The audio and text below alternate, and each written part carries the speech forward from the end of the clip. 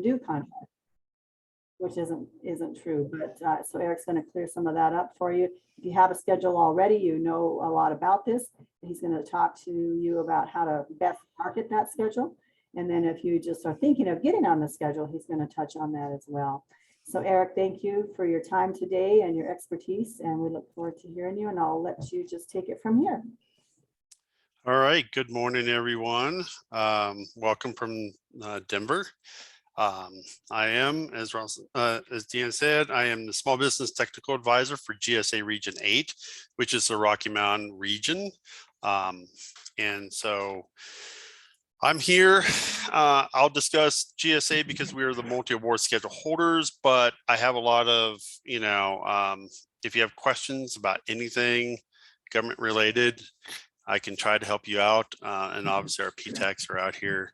We rely on them a lot for that. So it's thank you. And so without any further, let's go to the next slide. So question, what is your social economic designation? Does anybody, you can put in the chat, you can come off mute if you can.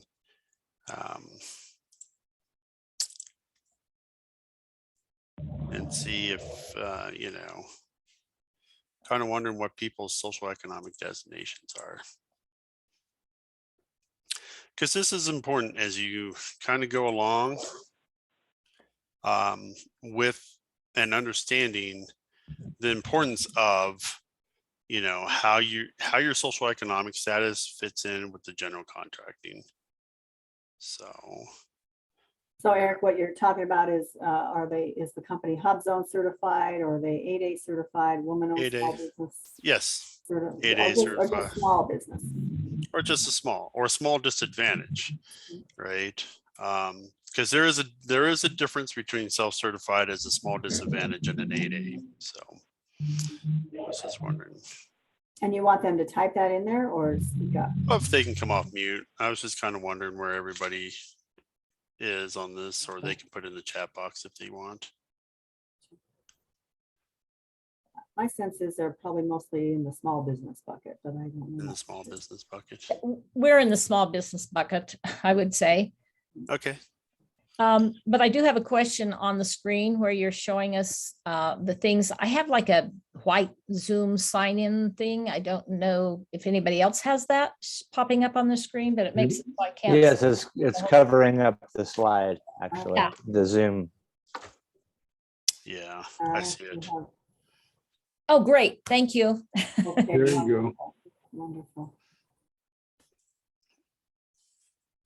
And, I like to ask people in their social economic statuses and these kind of questions. It just kind of helps me as I kind of go through. So the next slide, please. I work with Carolyn, who just said we're a small business bucket, but we're also a woman-owned business. All right.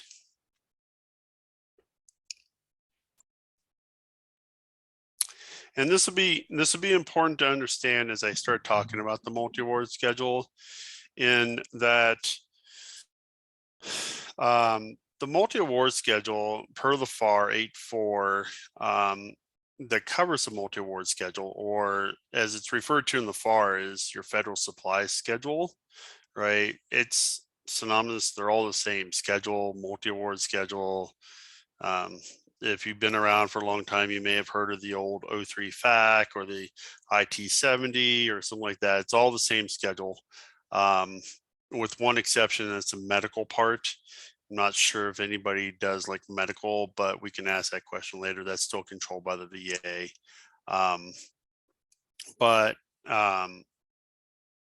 And how it kind of relates in the social economic status is that the FAR clearly allows the contracting activity, the contracting officer, they don't have to do set asides as they are required for other small business programs in Part 19. And I know this is a lot, but when we're talking about the multi-award schedule, is when we, from my perspective as a small business advisor, and I sign off on acquisitions, is when they come to me and they plan on using the multi-award schedule. We try to push a lot for small business set-asides and social economic set-asides, but it's not mandated. And where other types of contracts, we can mandate that they do a set-aside. But when they utilize the multi-award schedule, it's not mandated. That's why I kind of asked that. How many of you already have a GSA contract? Or are you on GSA schedule? You guys can come off mute or type something in the chat. We aren't either. We're just investigating. We don't, Okay. so we're here as newbies. Okay. Okay. And I know Roz, even though she's leaving on Friday, but we can, as you guys go along, PTAC, they'll reach out to me if there's enough folks to do a multi-award schedule class just for Montana. I can do that. I do them probably like once a month. Nationwide, we in GSA have been doing multi-award schedule trainings on how to get on the multi-award schedule. So if you're interested in that, please reach out to me and I can show you how to sign up for those. So as we kind of go along, I know this is an overview of how to, utilize your schedule and market your schedule, but a lot of this information applies to a lot of contracting. And hey, Roz, that Zoom cloud thing popped back up again. And so, yeah, it relates to not only the schedule, but all types of aspects of contracting. So there's a lot of good information in here focused on the multi-award schedule, but we will, it's good information as you kind of go along. Next slide.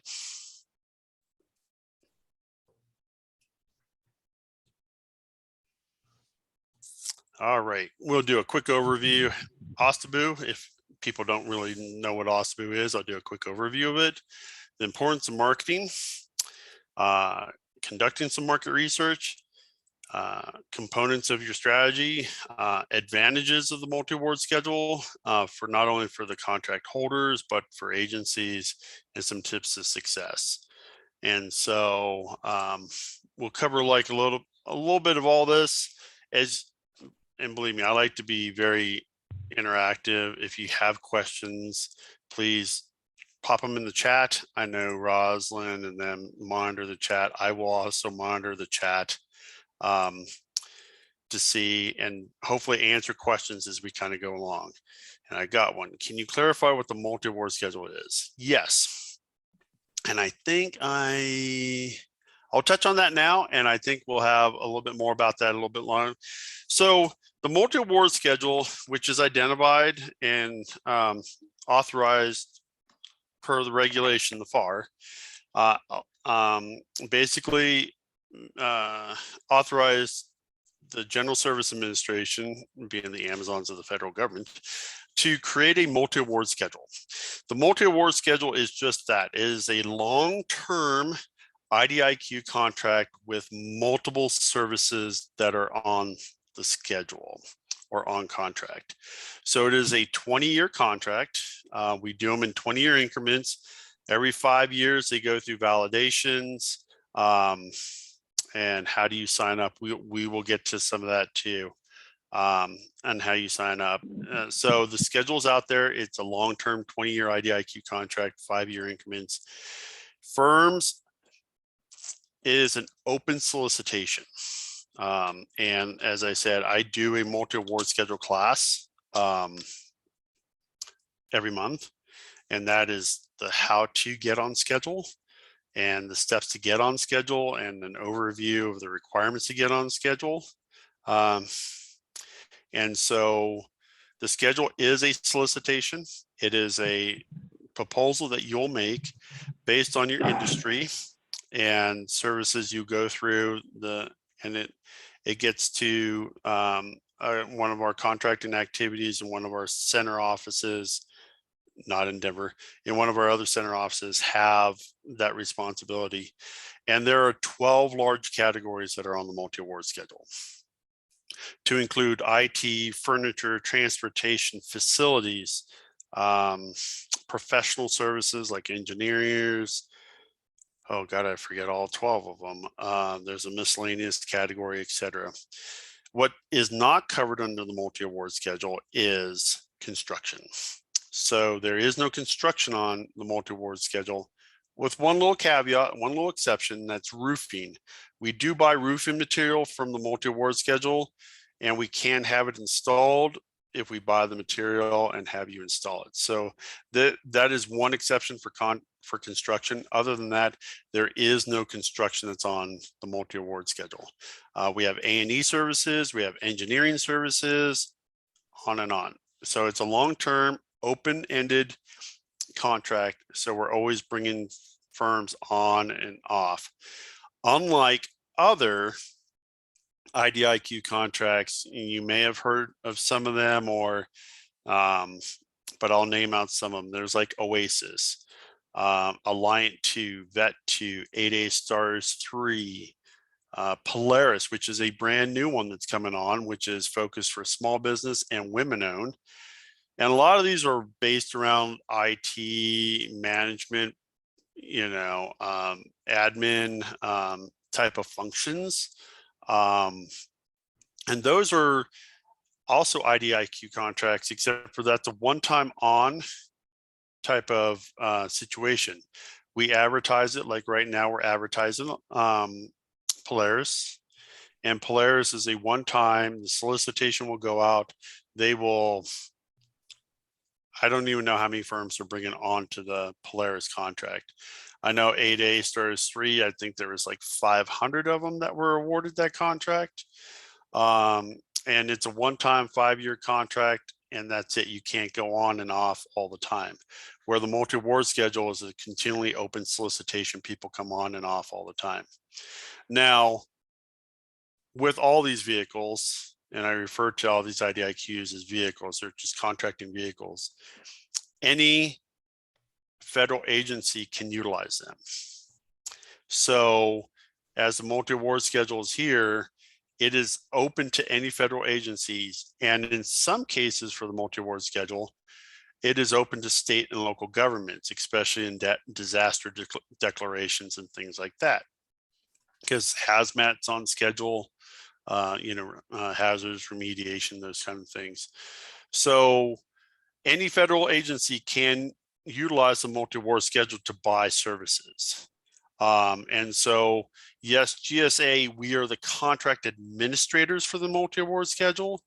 Yes, GSA utilizes the multi-award schedule for our own contracts. However, it is utilized a lot by other federal agencies. And so we're not the only ones that use it. So a lot of times you'll see sales. The multi-award schedule, approximately 21% of the federal budget a year is awarded through the multi-award schedule. That is billions and billions of dollars that go through this multi-award schedule. So that's a little bit about what the multi-award schedule is. And like I said, I have a schedule class that we can do as we kind of go along. And hopefully I answered both Tony's schedule answer and TG and Carolyn. So as we kind of go along. Whew, next slide.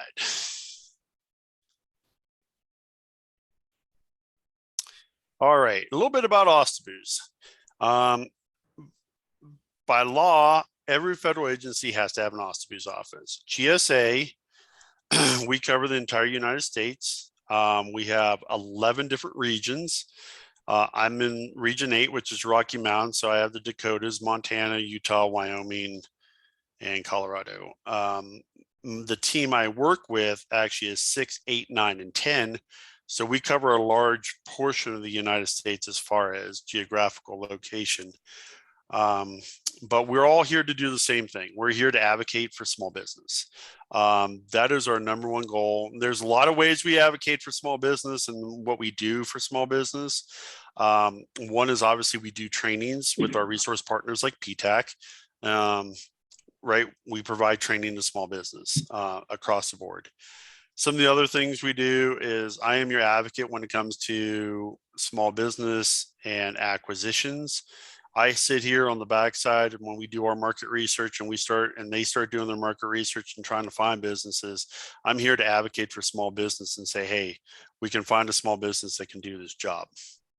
So that's a lot of what we do. There's a lot of other back end stuff with policies and things like that we also do, but we're here basically to advocate on your behalf. That's a little bit about what our OSDBU's offices do. If you're looking for or need contact information in any of the other states, just reach out to me. I can get you my counterparts in those states. We have been changing. We've had a few people retire as part of the Great Resignation retirement system. No, it's just their time. It's good. Some of them had 30 years of time. I'm like, whoo, good for you. So next slide. All right. Talked about this. We advocate for small businesses, especially social economic categories. We're always looking to meet our goals. Under the current administration, the Biden-Harris administration, they have actually signed some executive orders that has actually asked us to raise our social economic goals over the next few years. And we've actually already started that for fiscal year 22. For GSA, our small disadvantaged business category, which was our goal was higher than what Congress has levied. Congress mandates 5% for SDB 8A, 5% for women, 3% for veteran, 3% for hub zone or historically underutilized business zones. GSA, we tend to run a little bit higher with our goals as far as awarding. GSA's goals last year, fiscal year 21 for small disadvantage was 11%. We make that goal almost every year we make our goals. This year, with the SBA, they negotiated, we're actually trying to do a 21% goal. That is a goal that's been levied upon GSA to make 21% for service disabled. But all the goals are going up, and we work very hard at trying to achieve our goals as we go along. So that's a lot of good, good for small businesses, trying to, especially as we look at our social economic categories. Let's see, this science. Okay. Let's see, I had one thing in here. Jennifer, will you give out your number, contact information? Yes, at the end of the slides, you'll have my information. So, all right, next slide. Oop, go back one. All right, so let's start talking about marketing your GSA contract. And this, I'm not sure how many of you actually have a GSA contract, but as a multi-award contract or anything, but overall, this is going to apply to your business in general, right? We give you like a little step approach, and let's talk about this. The first question I always ask every small business is, what federal agency is buying your product or service? Okay. And that is where your market research really needs to start, is who buys your services. And there's tools out there, we'll cover some of them, right? And then we'll talk about how much are they buying, what's being set aside, who's your competitors, who holds the current contracts. This is all information you can actually find. And I know PTech probably does classes on doing market research. And what contracts are getting ready to expire and which ones are you competing for in the future? Okay, so which agencies purchase your thing? This is the number one thing I get, right? A lot of people come to me, hey, I want a contract, and I'm like, okay, what do you do? Right? I'm not saying the government buys everything. Believe me, we buy everything from paper clips to tanks, but GSA, we don't buy tanks, right? Don't come to me if you build tanks. I don't build tanks, right? You have to figure out what federal agencies are buying your services. generally speaking, most federal agencies buy IT services of some sort, right? But if you are into buildings and doing building services, GSA is your number one place to go to. GSA, and people know us probably as Public Building Services, is our main area. They know us because if you've ever been to a federal building or a courthouse, either we are the owners or leasers of all federal buildings within metropolitan areas. So anything building related would come to GSA. So that's infrastructure, that's construction, maintenance, facility maintenance, that's janitorial services. Those are all those types of services come through GSA. How does that work? So the Social Security Administration resides in one of our offices, and they want to have new carpet put in with a nice, Social Security Administration logo on the middle of their carpet, right? And they want a particular color. We're going to be like, well, you get basic carpet. If you want something, you need to give us some money. So the Social Security Administration sends us the money, says we like carpet in there, and GSA goes out and contracts for these services.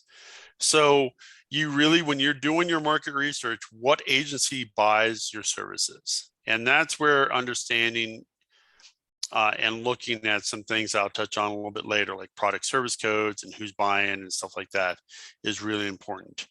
Do you hire for fuel reduction, like tree reduction?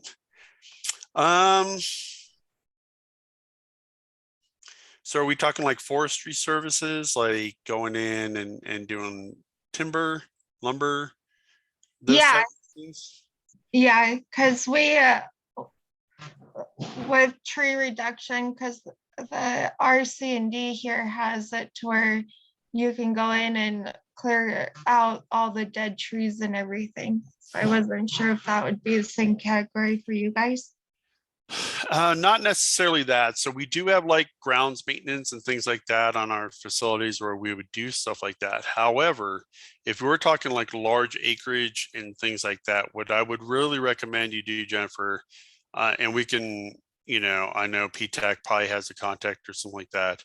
Let's talk to BLM and National Forest Service, because they're the ones that are going to be doing those types of things. And we can try to get you in contact with some of those. I don't have that on the multi-award schedule. I've never seen that on the multi-award schedule. So it's probably not something that's where, focusing in on who's buying it and what contracting vehicle they're buying it from is important. Thank you. And so as we kind of go through this thing, how much are they buying? There is a tool in the multi-award schedule. It's called SSQ Plus. And I think maybe later on we'll show maybe a snapshot of it. If not, I kind of do go over it. And that's what it stands for, is schedule sales query. And it will tell you how much is being bought on those schedules based on product service code, NSCS code, and whether or not it's right for you. What I will say is the schedule is not always right for everybody, because maybe they just don't buy enough to make it worth your while. And then looking at when those contracts are going to be coming due and who the contract holders are. There's a lot of tools out there. USA Spending is probably the easiest to try to get a rough, overview of who's buying what your services are. And then there used to be a system, and it still exists. It's called FPDS Next Gen. And that system has now been taken down, but it is for archival purposes. All that information is now moved to sam.gov under Databank. And that is where you will research contract awards and who's been awarded contracts and start going in through that system. I do have some literature on how to utilize those systems that I can always send out, or people could reach out to me and we can kind of go through some of that for doing some more market research. And then looking for contracts that are set to expire. We have a lot of long-term contracts within the government, not only GSA, but all federal agencies for services. Unknown what you do particularly, but right, janitorial services are always going to be awarded all the time. We have janitorial services, we have facility maintenance services. These types of things are always coming up. Agencies have long-term contracts that are always coming up. Look for when these things are coming up and see if that vehicle is right for you.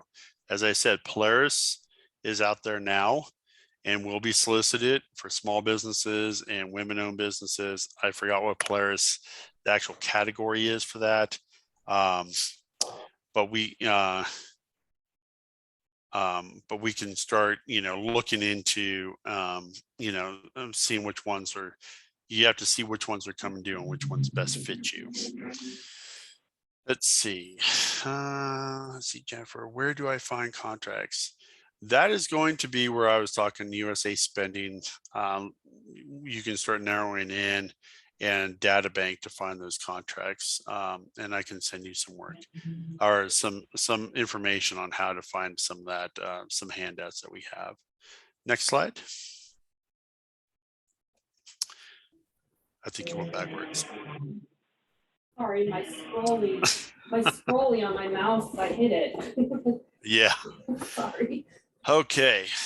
As I was talking, so let the data define your target strategy. As I said, not every agency buys your services. And a good example, some other examples, right, is GSA, as I said, we are the Amazons of the federal government. We own the buildings, we lease buildings. That's our main part. Most people see us, our public building services, courthouses, and things like that. We have another aspect of GSA. It's our Federal Acquisition Services, or FAST. And within there's multiple divisions within FAST. One being the MultiAward Schedule, or these IDIQ, GWAC vehicles, they control that. But we are also the main point of contact for property disposal. So property disposal comes through GSA, and we do property disposal, and there's a lot of different parts of property disposal. GSA vehicles, right? We own the vehicles, we buy the vehicles, and we lease them to other federal agencies. So example, if you want to lease vehicles to the federal government, most federal agencies are not going to go directly to you. They have to go through the requirement to come through GSA, and we would lease that vehicle for them. So there's a lot of rules about how we kind of go about doing that. So really focus your strategy on who's actually buying your services, right? Is it National Parks? Is it Bureau of Indian Affairs? Is it the DOD? Is it NASA? Something of that nature. So they all have their own different focus, and try to see where it is right for you. Now that we're starting to get back to in-person events, and even with attending, online events, pick the right events that are for you. Get the most out of it. As a small business, I understand this is money, right? Time is money, and cost spent attending classes, especially if it's not right for you, or you didn't get to the information. So pick those. Try to do matchmaking events. And what I like to talk about matchmaking, and we try to do matchmaking events. I know PTAX and Resource Partners try to do these matchmaking events. Before you go to a matchmaking event, understand the businesses that are there. Make sure whenever you attend an event that it's going to be right for you, and then focus and do a little homework on that business. What kind of contracts do they have? What kind of work do they do? How can you satisfy their need? Are they a large business? If they are a large business, you should know that they would be mandated to have a subcontracting plan if they have contracts above $750,000. By the rule, the FAR says they have to have a subcontracting plan, and that subcontracting plan has to flow down to all their businesses that are large, that have over $750,000 contracts. So when you go and talk to these businesses, is it a large business? Yes. Do they do federal contracts worth more than probably 750? Yes.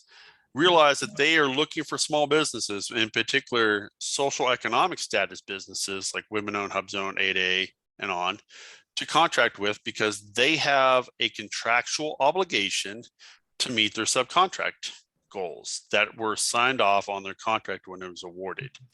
So have that understanding and market to them. You know what? We're a women-owned, hub-zone business, you know, and this is what we do. We can meet and help you meet your social economic goals for your subcontract. That's important, right? You're trying to tell them you can help them meet a goal, because there are consequences for large businesses when they don't meet these goals. So they actively look for firms, right?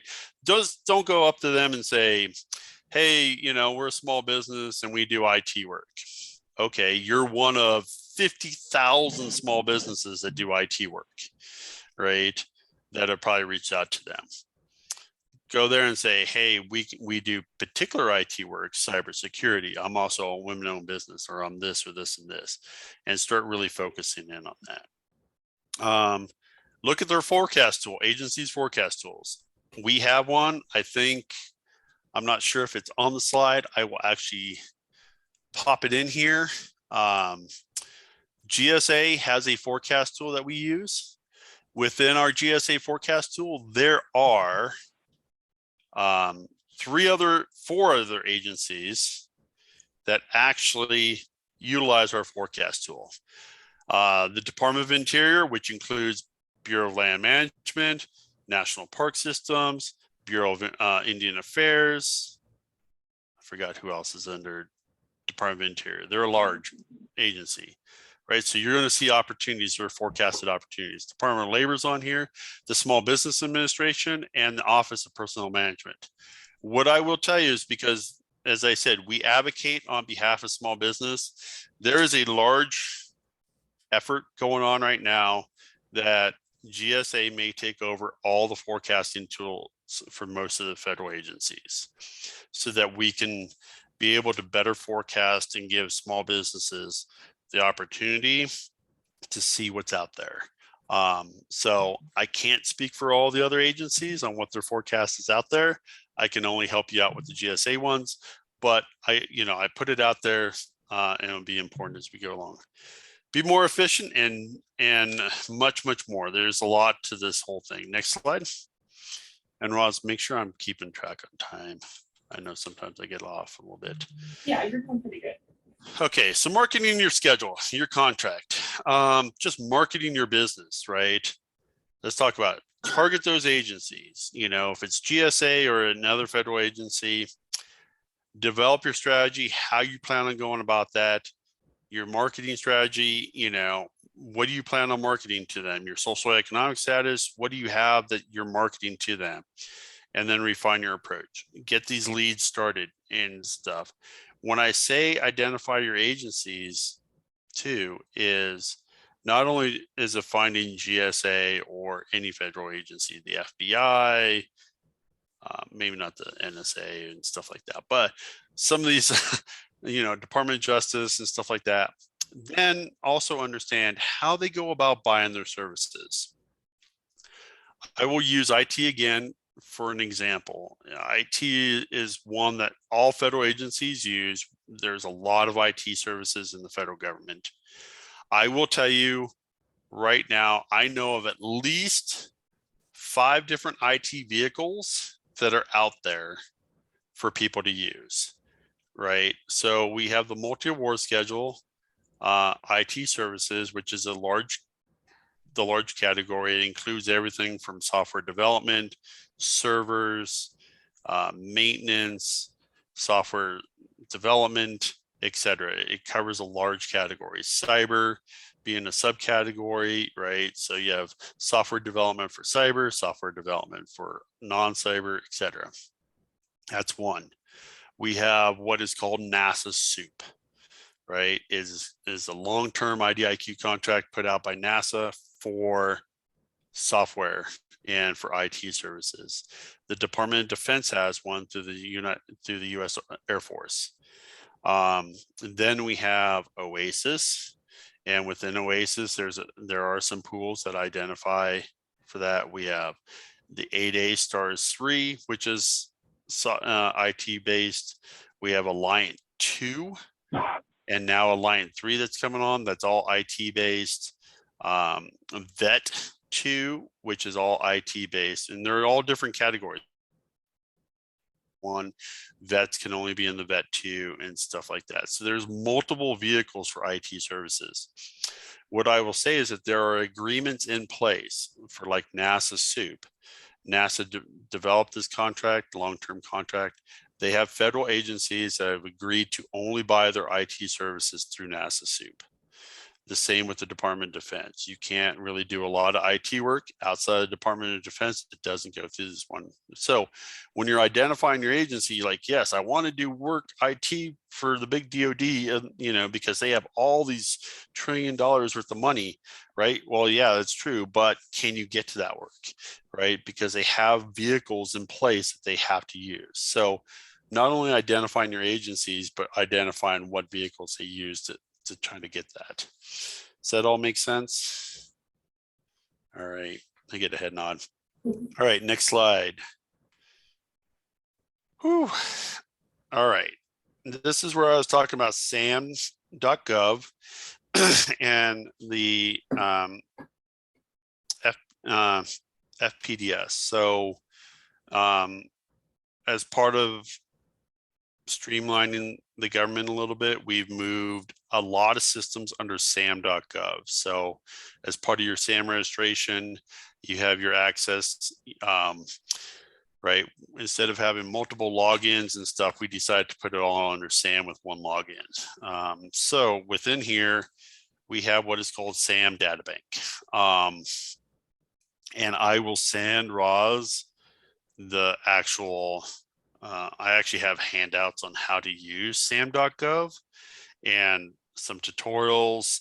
There are some YouTube videos on how to do utilize SAM.gov, a databank, to pull out and do contracting actions and start looking for these contracts that are out there.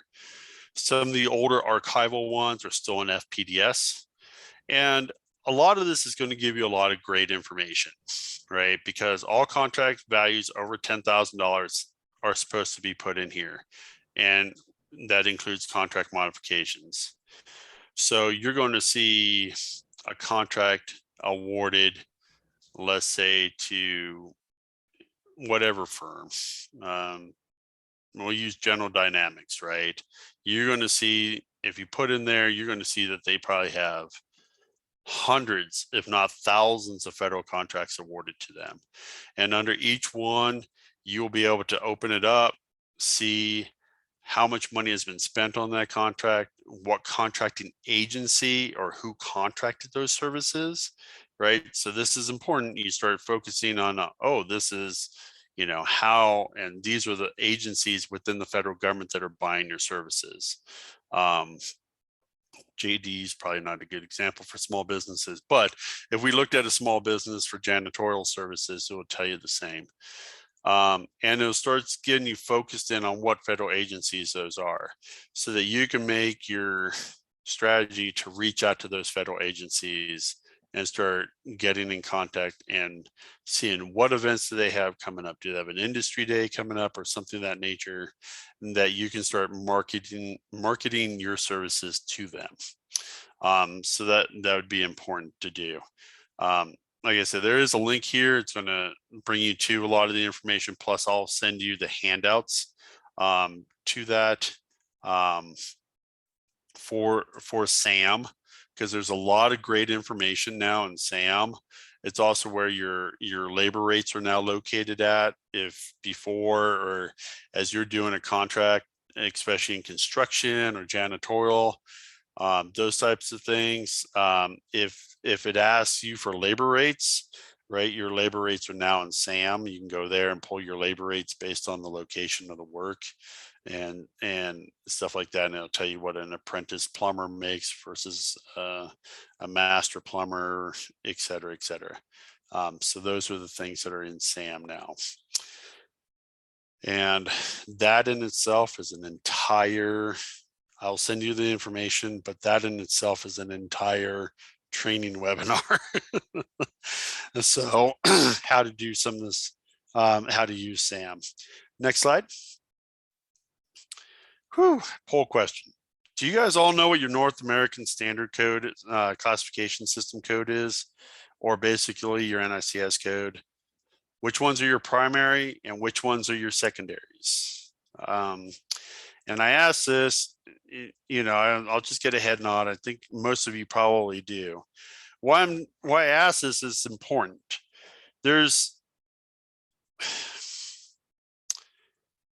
We identify NICS codes in the system, like in SAM, when you registered as a small business. What is your primary NICS code? And then of course your secondaries. We use it for size standards, right? What identifies you as a small business or not a small business? That's where most people kind of understand where it's utilized at. But the other aspect is we utilize it to advertise opportunities. And so when you're looking in SAM under contracting opportunities, and the old FBO, FedBizOps, right, is all now in SAM. So in SAM, under contracting opportunities, you're going to notice that we advertise by NICS code. And you're going to look at it and you're going to be like, well, I can't do all of that. Well, there's a rule, right? What we have to do is we have to advertise an opportunity in SAM or a contracting opportunity based on where the majority of work resides.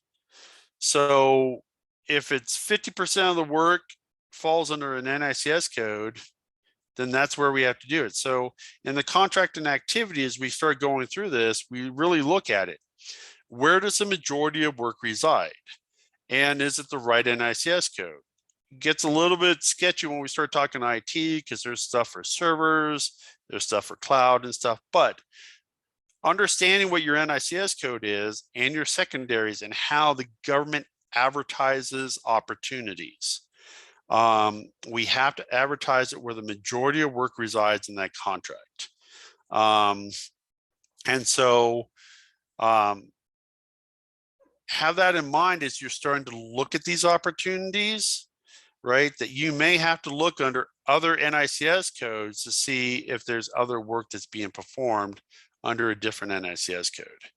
And so, right, NICS codes have multiple functions. They're also put on your taxes and stuff like that. But from a contracting officer's perspective, that's where we have to advertise these things at. So you may have to relook at your NICS codes, which ones, and make sure not only your primary, which is your size, and we base your size of your business on, but your secondaries, and make sure when you're looking at all of your secondaries, are you looking at those opportunities also to make sure you're capturing everything. Next slide. But then we get into the meat and potatoes. The NICS code is a general classification of what it is, right? Your product service code, and not a lot of people know your product service code, and you need to really, and I can pop something in. I think I have a product service code manual. You can Google product service code manual and it will come up and it will tell you what these individual product service codes are. They're a 4-digit number, alphanumeric, right? And it is clearly what is focused on that opportunity where the main work is at. And I think I have something maybe in other slides.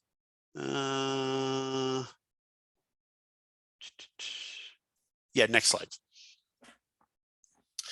This is what I was talking a little bit about. NICS codes are the what? So IT. I will just throw one out there. 541-512. IT servers, I think is what it is. All right.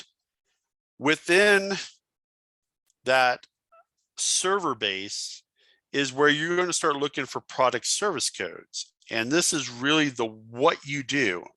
And this is really important to understand what you do, because when you're starting to do your market research and you're looking in these databases, it's going to ask for a product service code, or you can identify it by a product service code to get it down further to see if it's right for you and who's buying that. If it says cyber, right, there is a product service code for cyber, and not only just cyber, like we can get even more, you know, definitive. There's cyber offensive, cyber security, cyber defensive, cyber systems, you know, there's a, you know, there's a lot of different things about cyber, right? And so those are all going to be different product service codes that you have to focus in on and saying, oh, this is what is important. And this is how we start focusing in on, because if you just look at the overall NICS codes, you're going to be like, oh, there's so many contracts, but you want to start focusing in on that. In particular, I guess cyber wouldn't be a big one. You know, every federal agency is going to have some type of cyber work done because it's the latest and greatest thing, but it, you know, whether it's, you know, inspection criteria like remediation, right? Environmental, or your remediation, or you do surveys, or you do something, it's all identified by your product service code. It is really the what you do or how you do it kind of thing, right? And so I've seen a few people, Brian, you threw in the product service code manual, right? This is something you really need to look at and start focusing in, so you can actually, once you get your product service code based on your NICS codes, right? So every NICS code, then it starts breaking into product service codes. So you're going to have a lot of them. Probably put them on a spreadsheet and just start doing your market research. But having that understanding and then focusing in on those agencies that actually would probably buy your services. What do you buy or what do you provide? And start focusing in on those aspects of it. And this is where I see a lot of businesses don't understand what their product service codes are. What I will tell you is, if you really don't understand, sometimes when you're looking at contracts, you go to USA Spending, you find a contract, you pull that contract number, and you can go into a system like Databank or into FPDS, which is still there for archivals, and you put it in that system, you pull that information up, you will actually start seeing what product service code they identified for that. So if you're kind of struggling and you're looking, there are ways, and you're going to start seeing product service codes. Just keep that in mind and start archiving those things, because those are going to be important as you move along. Whew, that was a lot of information. Next slide. All right. I've kind of gone a little bit off the multi-award schedule, but this is good information for contracts in general. So there are tools for the multi-award schedule that are built for you. One being eLibrary, and if I have time at the end, I would probably pull up one and share it. Some of these things. eLibrary shows all the contracts and all the contract holders on the multi-award schedule. So there's a lot of good information in there. And what I say is that maybe if you think that you want to start doing work, sometimes you could reach out to some of these businesses and say, hey, I'd like to subcontract with you and stuff like that. But there's a lot of good information in eLibrary. This is what I talked about a little bit earlier, the SSQ Plus, which is the sales schedule sales query. This is where you can literally focus in at, hey, this is how much is bought on multi-award schedule. Okay, this is how much is bought under this product service code. And these are the contracts that are led under there, right? And you're going to start seeing those dollar figures. I think we list them in millions. So if you're like looking at a particular one and it's like 500,000, you're like, maybe that's not worth my time and effort. You know, if we only do like 500,000 a year on one of the schedules, maybe it's not worth your time and effort to apply for the schedule. If it's another one where you're like, wow, they're doing about, you know, a $500 million a year on this one schedule, you're gonna be like, wow, that may be worth my time and effort to get on the multi-award schedule and start seeking out those opportunities. That's what sales query will help you do. I like usaspending.gov. It's a little bit simpler. It gets a lot of information from all the systems. In particular, it was pulling it from FPDS, but it's a little bit simpler to do. You can go in there, you can do an advanced search, put in an NICS code, put some, advanced information in there, and it gives you a rough, group of contracts that were let, how many, and what federal agencies they are. It will say GSA, and it could say GSA and a sub-agency of PBS, GSA a sub-agency of FAST, GSA, which is probably we bought it for our own selves. Then you kind of understand. Sometimes it'll say Department of Defense and it'll say U.S. Army. Sometimes it'll say DCMA, which is also a part of the Department of Defense, or Defense Logistics Agency. Sometimes you'll see it, NASA and Goddard Flight Space Center, something of that nature. So now you know that if it's NASA and it's Goddard Flight Space Center, then you can reach out to Goddard and say, hey, these are the services we do, and start getting in contact with them instead of just, trying to find somebody that you're going to talk to. Next slide. Forecast tool. I did dump my forecast tool in there. What I like to do and talk about this, GSA, we've taken a good approach at our forecast tool. It is a ever-changing forecast. The requirement is we're supposed to forecast out a year in advance. I think some agencies may just dump in at the end of September, beginning of October for the entire fiscal year. I will tell you, GSA, we continually post daily opportunities or update the opportunities in our forecast tool. So as you go through, it's a living thing for GSA. You're going to have to be honest with you, get in there weekly and seeing what forecasts are coming up. Unfortunately, you can't break it down by a region. You can break it down by state or an NICS code. There are some set asides, but the big takeaway from this is when you're in there for all the opportunities, you're going to see some basic information. Look at the status. Does it say awarded? Well, don't even bother because it was already awarded. We will update you that. But if it's in a planning state, reach out. Under the view details, there's a tab that says view details. You're going to see our POCs. It's generally going to be a contracting officer, contract specialist, and a small business specialist. Reach out. And when you reach out and say, hey, we'd be interested in this, here's our capability statement, right? Well, as you send us an email, first put on there the listing ID number and the name of the project, because a lot of times the projects may look familiar, right? Especially if it's related to a building like janitorial services. I'll get confused on what janitorial service it is. I'll tell you right now, I have 5 different ones just in Denver. So if you ask me about janitorial, I'm going to be like, which team? So put the listing ID number, the name of the project, and then reach out to us. Capability statement, your social economic statuses. If you do, you're interested in this, ask pertinent questions, right? Hey, can this be set aside for women owned, hub zone or something? If it has been set aside, or, they say, no, it's going total small, how do you plan on advertising it? When do you think it's going to be advertised? Will there be a sources sought notice sent out, a pre-solicitation, a solicitation? When do you think you would like to, your plan on acquiring these products or services, right?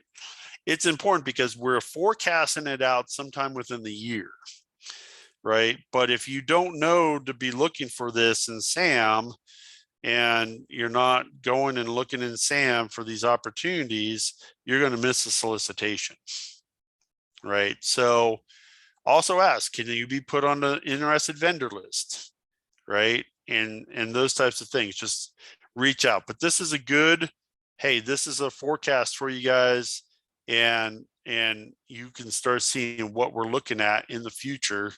And there's a price range of what we think the contract value will fall between, and what region it's coming out of, like Region 9, Pacific region out of Seattle. you know, so you can look and start saying, hey, these are opportunities that are, you know, here, you know, that are coming up that you want to keep track of. Next slide. Whew. So I know a lot of this is focused, and going back to the last one, if you see it posted on the FedBiz, ask, is it going to the multi-award schedule, right? How do you plan on going? What vehicle do you plan on utilizing? So marketing your strategy, right? You've done a lot of work, right? You've reached out, you're doing your market research, you know, hey, these are the agencies I plan on focusing on, targeting in on this. You know, you've assessed the market, you've targeted these areas.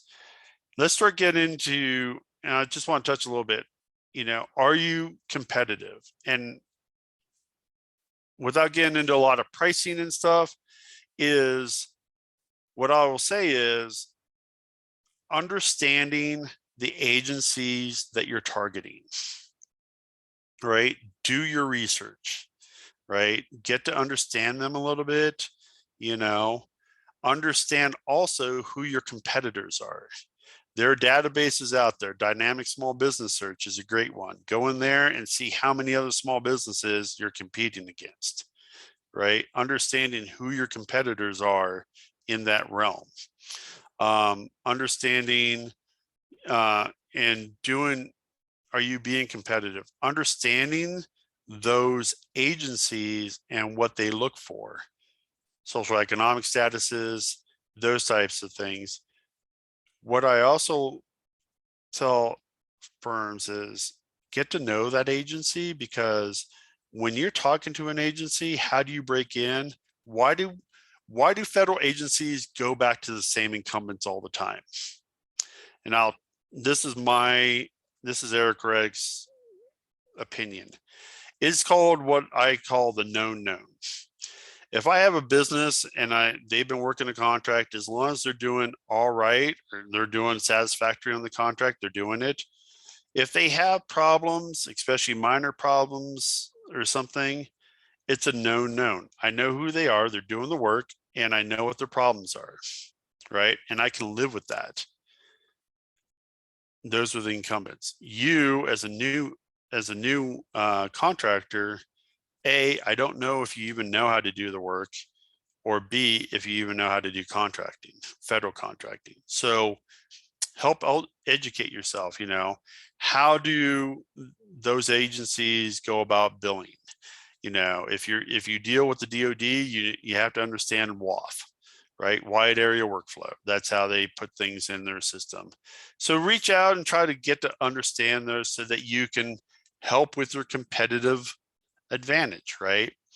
Understand the regulatory restrictions. This is probably one of the ones where most people don't understand that the FAR actually is very clear based on the type of industry it is or what it is, right? There are mandatory sources. So if you're in the business of janitorial services, right, you're competing against Ability One, a mandatory source. And if Ability One says they want to do that janitorial service, the FAR plain and simple tells me I must award a contract to them. It doesn't matter about price or anything else. So understand, are you in an industry that has mandatory or regulatory restrictions to it? Like, you know, going to a mandatory source or particular certifications that you have to have. So understanding that. And I know P-TECH could help you do a SWOT analysis, your strengths and weaknesses, opportunities, and your threats, right? You know, that's a little bit more getting into your business and working on your business and seeing where your strengths are and where your weaknesses are and things like that. And then make not only a long-term, but a short-term strategy. Like the multi-award schedule may be a long-term strategy, right? Right now, your short-term ones are, we'd like to get a few contracts, start getting experience, and then go out to the multi-award schedule. Maybe you're a multi-award schedule holder, right? So then it's first getting your contracts, you know, maybe some small contract awards on the multi-award schedule, and then start getting into the larger ones and building your business. So there is marketing your strategy and how you want to kind of go about. I know a lot of businesses want that big multi-year contract, but are you ready for it? You have to ask yourself that. So next slide. So why is the multi-award schedule so important, and why? There's a lot of advantages, right? Both for businesses and for the government, for all government agencies, right? It is fast. It is faster than going to open market. Why? Because the vendors that are on contract are already on contract. What we release out to them is a task order, right, for them to bid on with pricing. And so if there's only 200 contract holders on the multi-award schedule for the industry that you're in, right, that's a whole lot easier than competing against full and open market where we advertise it and it goes out to everybody. So it does kind of reduce your competition. It doesn't eliminate it, it just reduces it. There's a lot of pre-negotiated ceiling prices. So as part of getting on the multi-award schedule, you're going to provide pricing, and those are going to be ceiling prices. So if you say you're a software engineer, you're going to say a software engineer with a PhD, the max I can ever charge the federal government is $225, right? That's all fringe and everything else, right? So when you get a contract, they already know what your max prices are. They already know that you can't go above these prices when you start negotiating contracts.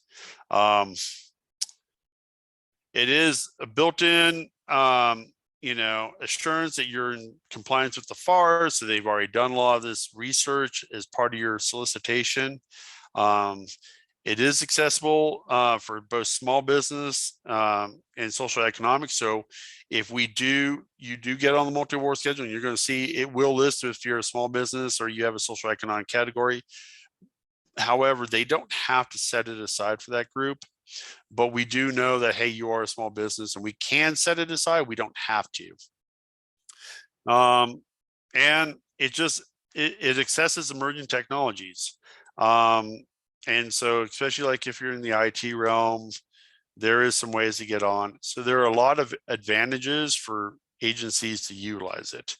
And so if the opportunity falls within there, they could just go ahead and advertise it just to those schedule holders. So, and it's a lot faster and easier to do. Next slide. Small business goals. We do publish them in SAM, and they're under the SAM reports, and you can go in there and say, okay, hey, how much have all these agencies done? Right, I think there's 95 federal agencies that actually report into this system. So you can actually see what all these federal agencies are doing for their small business goals and making sure that, they're achieving their goals and stuff like that. So there's a lot of good information. Next slide. Understanding their budgetary and their goals and stuff. So this is an agency. When you're looking at agencies, I said, get to know your agencies. Budgetary information is important. Most people understand that the government run on a fiscal year, right? So everybody's looking at contracts at the end of September, right? Hey, we know the fiscal year is going, you have to spend your money, but that doesn't apply to every federal agency. There are federal agencies out there that don't run on a fiscal year budget. There are some that run on a 2-year budget, National Park Systems, Security and Exchange Commission, agencies that generate their own revenue, right, don't necessarily have a fiscal year budget constraint. So understand what their budget information is when they have to spend money by. When they release contracts, are they multi-year budget money, and things like that. Try to find who the key players are. Google that federal agency's Office of Small Disadvantaged Business, small business. So Google that and try to find who, because every agency has to have a small business office. Try to figure that out. Look for their upcoming opportunities, and ask those questions. Hey, how do you plan on, contracting? What are your small business goals? How are you doing this? And then just look for their competition, who generally does work for them. And that's doing a little bit about your market research. Next slide. All right, within GSA, and this is focused mostly on the multi-award schedule, right? We do have customer service directors, and they assist and they resolve problems for federal agencies. So basically, we have the multi-award schedule is a long-term contract. We have these customer service directors in all the regions, and they are focused on helping federal agencies utilize the multi-award schedule. They are there to advocate the use of the multi-award schedule, the pros to working on the multi-award schedule, and also advertising and showing, hey, how they can get to small business and all different types of aspects of the multi-award schedule. So we do have advocates, and we didn't just create this multi-award schedule and it just sits out there. We do have a lot of people working to get contracts awarded, especially for small businesses. So if you ever are out, sometimes you may run into somebody from the case division. They're the ones that where the customer service directors reside, and all they're doing is they're focused on the multi-award schedule or those large GWAC vehicles. Next slide. Tips to some success. And I know I've said a lot. If you guys have questions, please let me know. Respond to the RFIs. I think this is probably the biggest thing, I guess, that businesses say that they can do it. And then once we set out an RFI based on the sources sought or even responding to the sources sought notice, that they just don't reply to the RFIs. So when we put out an RFI and sources sought, read them. Make sure you're answering the questions that are on that RFI and are, you know, they're really asking, because these are pertinent questions that come back to me. I don't know how many times I get back a market research report from a contracting officer that says, yes, I'll give you an example. I had 71 businesses respond, 59 of them were small businesses, and we've determined that none of the small businesses actually answered or could meet the requirements that were set. So how do I argue that? You know, when we put out these sources sought, read it. If there's questions like, how does it pertain? You know, do you have experience or understand, you know, in this type of work? And what are your experiences? They're looking for those questions to be answered, because if we don't get it, I can't argue on behalf of the small businesses set to decide. So, be cognizant of what is in those sources sought. Just don't reply yes, yes, yes, yes. Answer the questions. Attend industry days. Hopefully we're going to start getting back into more industry days as we get back into normal living post-pandemic. And like I said, focus in on which ones are important to you. Manage your time with these events. Network your other GSA contractors. And this is important because a lot of times if you don't understand how to do work with GSA, a lot of times is finding other contractors that do. Hey, can we, have a coffee? I'm not going after the same opportunities you are, but I want to know a little bit about GSA and how they go about contracting, checking that. And then obviously for the multi-award schedule holders, GSA eBuy is where all the opportunities are posted at. You won't necessarily see them posted in SAM contracting opportunities. Sometimes we will saying, hey, we have an opportunity posted in the multi-award schedule eBuy. Check that source. But this is where we are going to post opportunities just for eBuy holders, which are multi-award schedule holders. We post those by SIN, special identifying numbers. So what I didn't get into, you have your NICS code, you have your product service code, and that clearly relates to what is a SIN in the multi-award schedule. And that is your special identifying number. So when you go through the entire process again on the multi-award schedule, or if you are a schedule holder, make sure you have the right SINs, because that is how we post opportunities, and we release them only to SIN holders that have those opportunities. So it's important. Once we put it out there, we release it because we're looking for all the opportunities. We really want competition. We want people to respond. And so it's important to reply to those e-buy opportunities. Next slide. This is really related to, once again, like your federal supply schedule, your FSS, multi-award schedule, your price list. When you're out marketing and you're talking to federal agencies and you're saying, hey, we can do this work, is a good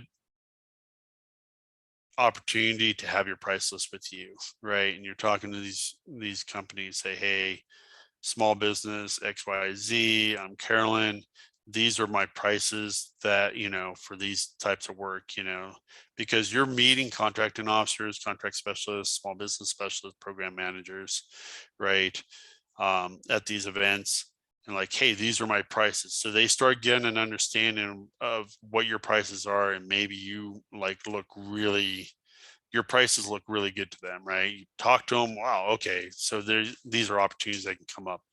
So keep the price list short and simple, right? You know, create a one pager addressing the points of the contract, especially if you are attending an event for a particular industry day based on the contract. Like sometimes we'll do an industry day for GSA based just around facility engineering, right? Or facility maintenance, right? Don't come into me with janitorial pricing because that doesn't fall under facility engineering. Just focus on facility engineering. And be able to have it available in case you need to email it. If you get reached out to sometimes, and you know, we do this, hey, we need your price list, you're a multi-award schedule holder, we're doing some market research, you know, and stuff. You know, we're looking for price lists and stuff like that. Being able to provide them to contracting officers, right? A lot of times they're looking for multiple reasons, because when we have to create an ICG, right? An independent government cost estimate of a contract. What is going to cost, what we think from the government perspective this should cost, right? I will be honest with you, sometimes we're out of tune with industry, right? Because of inflation, because of material costs, right? You know, we get into these things and we, you know, haven't been paying attention, and we didn't realize that steel went up, you know, 300%, right? So a lot of times when we do these cost estimates, sometimes we're off a little bit. So they may reach out for price listing and say, hey, what are the, you know, what's your prices for this kind of stuff? Just to kind of keep up on top of our prices. And include your company brochure, your literature, your one pagers, right? I know PTAC is there. They help you guys with your one pagers. One, you know, front and back, your brochures. Keep it focused on what you do, and answer the questions. What we like to see is scope, your experience, your scope, right? When I talk about scope is, you know, if you've done a contract, I like to use buildings because it's easy, right? You know, there's a difference between saying you remodel your construction and you do remodels of buildings. And then I go to you and I'm like, okay, what have you remodeled? You're like, well, I did 5 bathrooms in a federal building. Okay. You know, on, you know, it was like $100,000. Okay, well, that's different because I'm looking for a contractor that can do 100,000 square foot, you know, warehouse to an office renovation, right? 2 different scopes. So when you're thinking about it in your own industry, what is your scope? What is your capacity, right? You've done IT work, you know, I put in a server, or I've done a server system for Wells Fargo Bank, right? 2 totally different things. I mean, so think about that and put that in your capabilities. right? Hey, we're capable of doing large projects, some of our past, projects are, we did a server, a 20,000 square foot server room or something like that.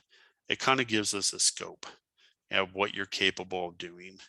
Because I get that a lot of times. Small businesses can't do it. I'm like, well, no, they can do it.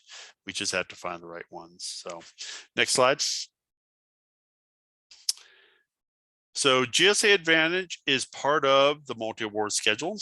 And basically what I like to refer to GSA Advantage for some of us older folks, maybe not Rosalind, but some of those older folks that remember the old Sears Roebuck catalogs, JCPenney's catalogs. You get these things in the mail. They're the size of a phone book, right? You flip it open, you're looking at jeans or whatever.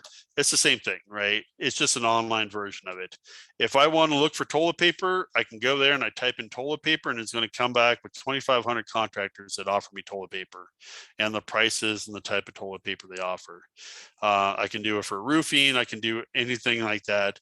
GSA Advantage is basically the Sears Roebuck catalog of the government world. Type it in there. If I want printer paper, if I want pens, pencils, fertilizer, if it's offered, it's probably in the GSA Advantage. And that is what that's about. This is a good market research for you because you can get into GSA Advantage. You don't have to be a schedule holder.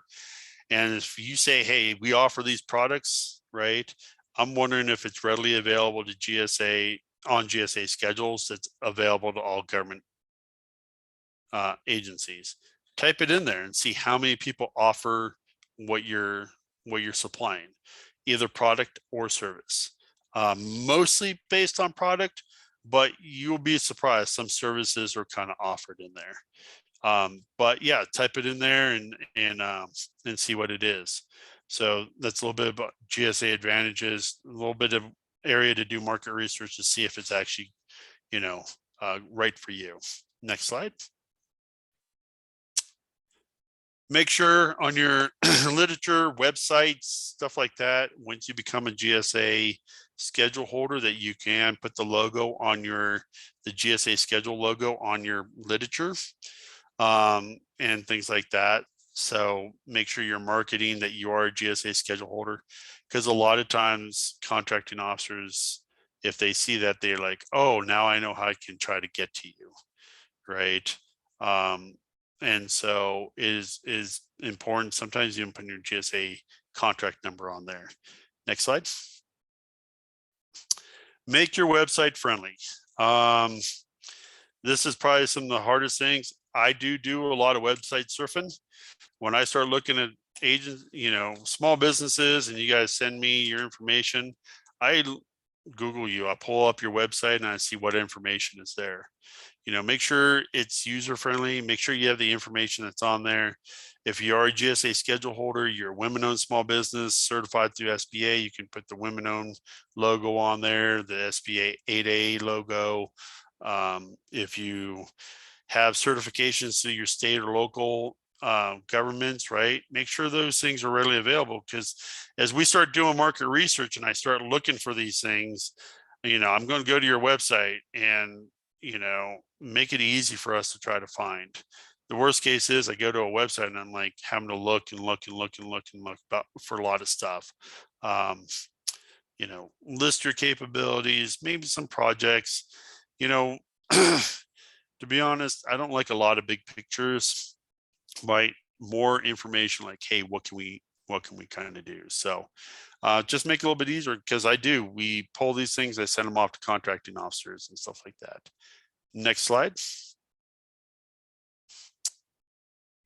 You can always reach out to us, and I know these slides will be provided, but you can find a small business specialist within GSA. It's on our website. You can try to locate it by state or whatever. This is good. You're always welcome to reach out to me, and I can get in contact with any of my cohorts across the nation. But if you're looking for somebody in Georgia, and you can go there and do it by region and look and ask them. But you're always welcome to reach out to me. Next slide. And of course, always reach out to your wonderful PTAC. They put on these events. Hopefully a lot of this stuff is useful. What I will say is these two sites down here on this page, gsa.gov events, is a good place where we're advertising a lot of training that's coming up and a lot of opportunities across GSA, and a lot of it will be focused on large vehicles, maybe like Polaris, training events for different things. So reach out to them, and also the small biz resources can get you a lot of information as you kind of go along. So there's a lot of resources out there. Obviously the Montana PTAC, they're good friends up there. You know, hate to see Roz go, but reach out to them. When they have questions, they reach back out to me, or you can reach out to me directly, and we can always help you out. Next slide. Hopefully this was helpful. Do I have another slide after this? My last one. Nope, that was it. I guess I didn't put my contact information in there. Roz has it. I will also put it in here. Oh, I stayed under an hour and a half. The big thing is hopefully focus on what agencies are really buying your services. And I think that's important, and help market towards that. I want to type my email in here. Yeah, I'll make sure you guys get it if you miss it. And Eric, if you can email me those the guides for how to use the report, the database. Yes, I will send you. I think I have 5 different one pagers or 2 pagers basically, yeah, on how to use a lot of these resources, and I'll send them to you, and they're in PDF. You can send them out to everyone. You mentioned that you teach a class every month on how to get on the schedule. I think someone had asked, like, how can they sign? Can they sign up for that class? How do they do that? So it should be, let me see when my next one is. I think it's advertised on our event page, but I can also send it to you. That link that you had in your slides, that event page. Yep. Oh, okay. Yeah, my next one is going to be accessing procurements. And then my next schedule one, if you don't want me to do one up there for Montana, will be May 9th, or I'm sorry, June 9th. I am doing one on webinar GSA Schedule. And that is an event. If it's not on the web, on the event page, I can actually send you the link to that. And you can send it out for people to sign up. Yeah. Does anybody have any questions right now? I know that's a lot of information, and if you're new to this, you may not know exactly what to ask, but feel free to ask. We've got Eric here, and a lot of the information he gave is so good, not just for GSA, but I mean, like he said, in general, for when you're trying to market to agencies. So all around good information. And feel free, you can reach out to him and PTAC. We're here to help you through the process. Yeah. Well, there's no questions. Well, just a thank you. Oh, sure, yeah. It at least helps us get our toe in the water, and then we can start digging, going in and start swimming, I guess. Yeah. You're right. There's a lot of different ways to get involved, and it depends on your size, where your business is at, and how you want to dabble in and start getting into some of these vehicles and try to find out if some of these contracting vehicles are right for you. I mentioned a lot of GWAC vehicles, right? They come up every so often, but the MultiAward Schedule seems to be one that a lot of people go to first. It's a good way to get in, and that training will really help out a lot. The next one I do on June 9th about focusing in or understanding the overview of the MultiAward Schedule and how to apply for it. Oh, Carolyn, you're on mute. And you'll be just sending out the emails on the different trainings to us. Since we've been to this one, that gets us on that list to. Oh, no, there's a link in the presentation that, where you can go to for like other events. Oh, okay. And then. Oh, I saw that. I saved the chat, so I should. Okay, yeah, so there's that, and then PTAC, we put on our own events, with, maybe it's Eric, maybe it's other agencies, maybe we teach the class, and that's on our PTAC website. Okay, great. Thanks. Okay, well, if there's no other questions, thank you all so much for joining us, and thank you again to Eric, and feel free to reach out. It's montanaptac.org, and go to locations to find who the advisor is that should be services your area. So, all right, well, everybody have a good day, and hopefully we can connect again soon. Thank you. Take care, Roz. It was great working with you. Yeah, thanks, Eric. Bye. Bye-bye.